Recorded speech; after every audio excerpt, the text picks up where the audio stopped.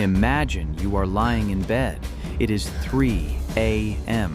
Your husband is tied up next to you. You are bound with shoelaces. You are terrified, waiting for the violence to start. But the man in the ski mask isn't attacking you yet. He is in your kitchen. You can hear him opening your refrigerator. You hear him pouring a glass of milk. You hear him eating the leftover pie you made for dinner. This was the signature of the Golden State Killer. He didn't just want to hurt you. He wanted to own you. He would spend hours in your home, watching you, eating your food, waiting for you to wake up. He turned the safest place on earth, your own home, into a cage. For 40 years, he was a ghost. He left DNA everywhere, but he had no name. Until one detective decided to stop looking for the killer and start looking for his great-great-grandparents. This is the story of how the most elusive predator in American history was finally caught by a website designed for family reunions. But before we descend into this investigation, I have a question for you. This case was solved because a distant relative uploaded their DNA to a public database.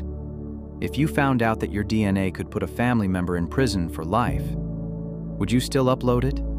Let me know your answer in the comments below.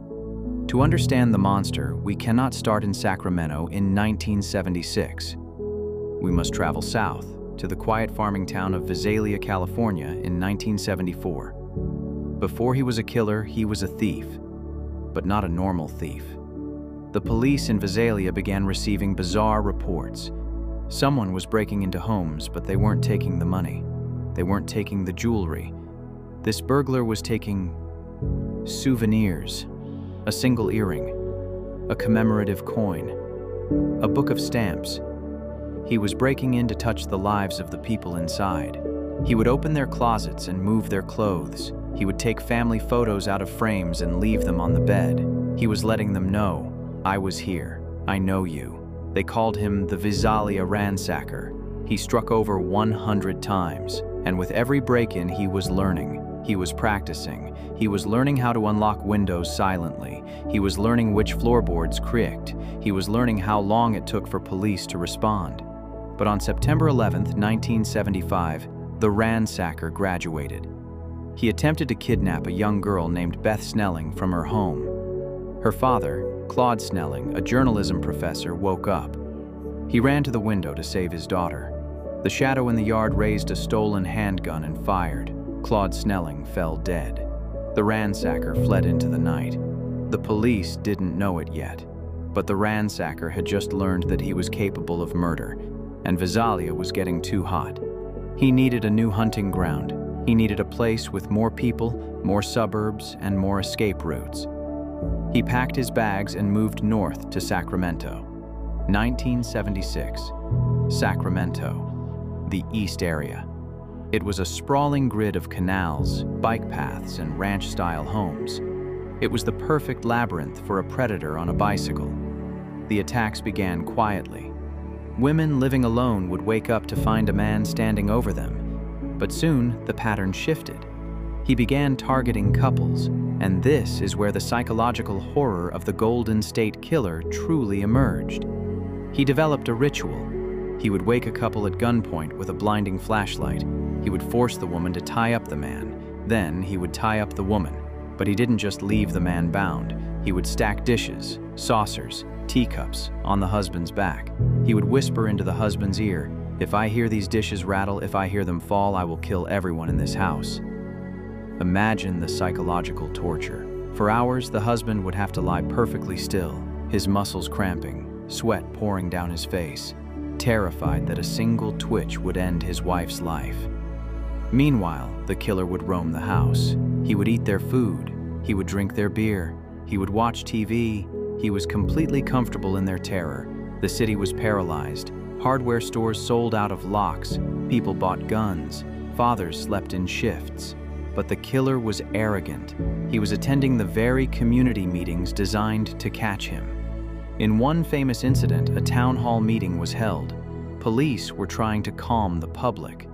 An Italian man stood up in the crowd. He was angry. He shouted at the police, shouted at the room. He said, "This man is a coward. I act like a man. He could never do this to me or my family." It was a challenge, and the killer was listening. Months later, that man and his wife were attacked in their home. They were bound. They were terrorized. The killer made it a point to show them that no amount of bravado could stop him. He was proving a point. I can get to anyone. He was also taunting the police directly. Police stations would receive calls. "You're never gonna catch me," a voice would whisper. "Dumb pigs." He would call victims weeks after the attack. "Merry Christmas," he would say. "It's me." He attacked 50 times in Northern California, 50 families destroyed. And then, just as the heat in Sacramento became unbearable, the attack stopped. The East Area Rapist vanished, but 300 miles south, a new monster was about to appear. 1979. Goleta, Santa Barbara, a quiet coastal town. The MO changed. There were no more survivors to tell the tale. The predator had decided that he no longer wanted witnesses. He had evolved from a rapist into a serial killer. He struck Dr. Robert Offerman and Deborah Manning. He struck Cherry Domingo and Gregory Sanchez. The brutality was escalating. He was using bludgeons, he was using guns, but the signature remained the same. The ligatures, the knots. Detectives noticed something specific about the knots used to bind the victims. They were complex, nautical knots. The diamond knot. This wasn't something an average person knew how to tie. It suggested a background in the Navy or perhaps interior decorating. This was one of the many red herrings that would plague the case. Detectives spent years looking for a painter or a decorator because of the knots. They looked for a construction worker because of the paint chips found at scenes. They looked for a student because of a homework essay found near a crime scene titled "Excitement's Crave." In 1986, he struck for the last time. Janelle Cruz, an 18-year-old girl in Irvine, was found murdered. And then, silence. For the next 30 years, the case went cold. The files gathered dust. The detectives retired. The Golden State Killer, as he was later branded by writer Michelle McNamara, had apparently gotten away with it. But while the killer was living his life, a biological clock was ticking inside a freezer in a police lab. In the 1990s, DNA technology revolutionized forensics. Suddenly, investigators could link the crimes. They realized that the Visalia ransacker, the East Area Rapist, and the original Night Stalker were all the same man. They connected the crimes, but they still didn't have a name. They had his genetic code. They knew he had blue eyes. They knew he was of European descent. But when they ran his blood through CODIS, the FBI's criminal database, it came back empty. Why? Because Joseph James DeAngelo had never been arrested for a felony. He was a former police officer. He knew how to stay off the radar. He was a ghost in the machine. Enter Paul Holes. Investigator Paul Holes had spent his career obsessed with this case. He was days away from retirement in 2018. He had one final, desperate idea. He realized that while the killer wasn't in the criminal database, his relatives might be in the public ones. This was a legal gray area. It was a gamble. Holes took the killer's DNA from the 1980 murder scene, converted it into a digital file, and uploaded it to GED Match, a site where hobbyists compare family trees. He hit search. He didn't find the killer. He found third cousins, fourth cousins, people who had never met the killer but shared a set of great-great-grandparents from the 1800s. Imagine a massive oak tree. The killer is one single leaf on one single branch. The investigators had found the trunk. Now they had to climb. Holes and genealogist Barbara Ray Venter spent thousands of hours building family trees. They used census records, obituaries, birth certificates. They traced the lineage forward, generation by generation. They were looking for a specific profile. Male. Born between 1945 and 1958. Lived in Sacramento in the 70s.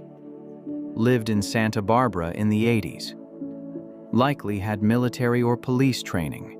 They pruned the tree. This branch, too young. This branch lived in Ohio. This branch, female, until only one name remained. a name that had never appeared in 40 years of police files. April 2018, Citrus Heights, California. Detectives sat in unmarked cars watching a modest suburban house.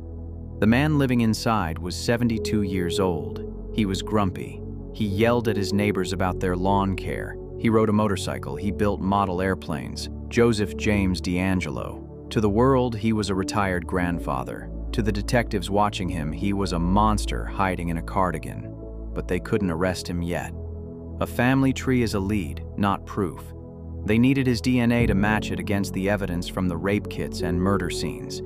They needed his trash. They waited for garbage day. But DeAngelo was careful. He was paranoid. He kept his trash secure.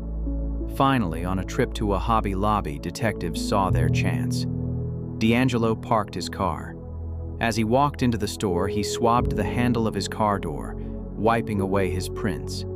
He was 72, but the instincts of the Golden State Killer were still alive. However, he made one mistake. He threw a tissue into a public trash can. Detectives swarmed. They retrieved the tissue. They rushed it to the lab. They waited. The call came in. It was a match. The probability that it was anyone else was 1 in a quadrillion. On April 24th, 2018, the team moved in. They waited until he stepped outside to work on his lawn. They didn't want a siege. They didn't want him to access the guns he had inside. DeAngelo looked up, stunned. He wasn't the athletic predator jumping fences anymore. He was a frail old man. He looked at the officers surrounding him and mumbled a sentence that was almost banal in its normalcy. "I have a roast in the oven." In the interrogation room, DeAngelo feigned madness. He acted catatonic. He pretended he couldn't hear. But when the detectives left the room, the cameras were still rolling. DeAngelo began to whisper to himself. He spoke to a voice in his head he called Jerry. "I did all that," he whispered. "I pushed him out. He's inside me. I hurt all those people." It was the final confirmation. The Jerry persona was his way of compartmentalizing the evil. It was how a man could rape and murder at night and then go to work as a police officer the next morning. In June 2020, DeAngelo stood in a makeshift courtroom, a university ballroom converted to accommodate the sheer number of victims and families. He was frail, sitting in a wheelchair, mouth gaping open. He pleaded guilty to 13 counts of murder and 13 counts of kidnapping. He admitted to dozens of rapes for which the statute of limitations had run out. For days, victims stood up and spoke. Women who had lived in fear for 40 years looked him in the eye. Men who had been tied up and tormented reclaimed their power. They called him a small, pathetic man. They stripped away his power. DeAngelo was sentenced to life in prison without the possibility of parole. He will die in a concrete box, just like the ones he forced his victims into. The capture of the Golden State Killer closed the book on a 40-year nightmare, but it opened a new chapter for the world. We now live in an age where anonymity is impossible, where a drop of blood from 1974 can reach through time and handcuff a man in 2018. The shadows are gone. The lights are on. And for the monsters still hiding in the dark, it is only a matter of time.